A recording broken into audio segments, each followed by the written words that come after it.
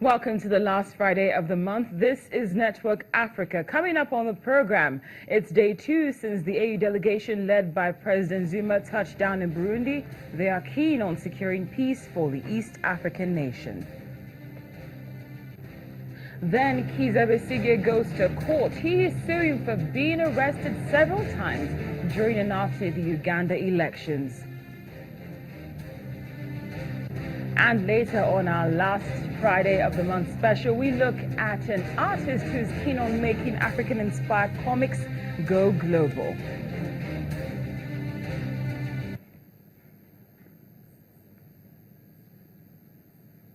Welcome to Network Africa. It's our last Friday of the month, and boy, do we have a great lineup for you. I'm Cynthia Are. Just before we get into that, let's bring you up to speed on what's making headlines outside of Nigeria. Just like we told you yesterday, a delegation of 5 African leaders are currently in Burundi, rounding up their 2-day visit to push for talks to end the deep political crisis. The visit comes the same week as the UN Secretary General's 1-day trip, during which he was able to convince President Nkurunziza of Burundi to not only engage in dialogue with the opposition, but also release 2,000 prisoners. Here's a tweet which was sent this morning showing the 5-man delegation that is being led by President Jacob Zuma, as we mentioned earlier. The African Union agreed to send the delegation, which is headed by the South African president, and also includes the leaders of Ethiopia, Gabon, Mauritania, and Senegal.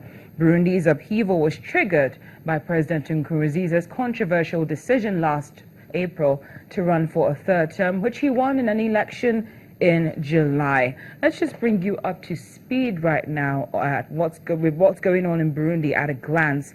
We understand, as I said earlier on, that the AU delegation is pushing for peace at the moment. Violence has actually deepened and become even more sinister. That's according to the Human Rights Watch. President Nkurunziza is still trying to pick and choose who to dialogue with. And you need to bear in mind that the main umbrella opposition group, that Sineret, whose leaders are in exile, dismissed the move as a false opening, saying that the president did not want real negotiations that would actually bring peace.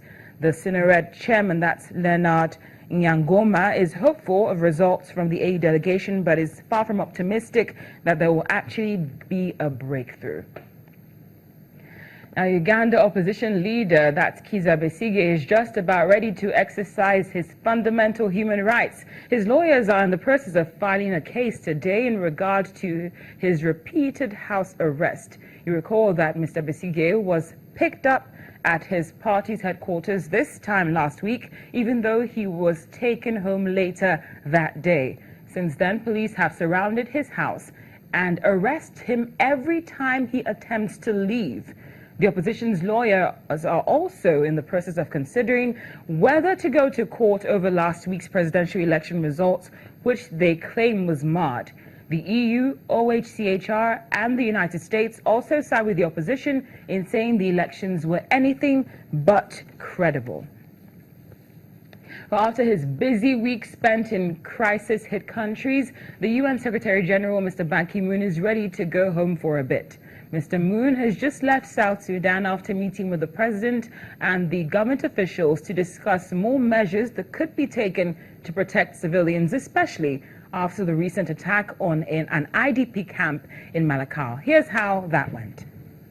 United Nations Secretary General Ban Ki-moon at a press conference before his departure from South Sudan, where he met with South Sudan's president and government officials, asking them to step up their responsibility to protect its population.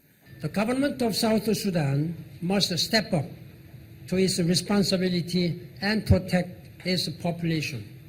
South Sudan now has a peace agreement signed last August. Respecting the terms of the peace agreement is not an option. It is a must. At the press conference, Ban announced that the United Nations will give $21 million from Central Emergency and Response Fund towards relief and protection.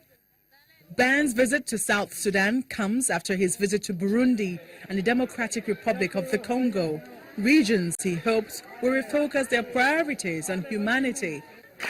As part of his Africa tour, the United Nations Secretary General Ban Ki-moon met with internally displaced children at a primary school in a protection of civilian site in South Sudan's capital, Juba.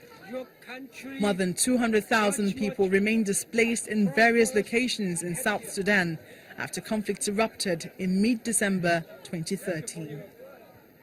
Still to come on Network Africa, it's our last Friday of the month special, and we look at an artist who's keen on making African-inspired comics go global.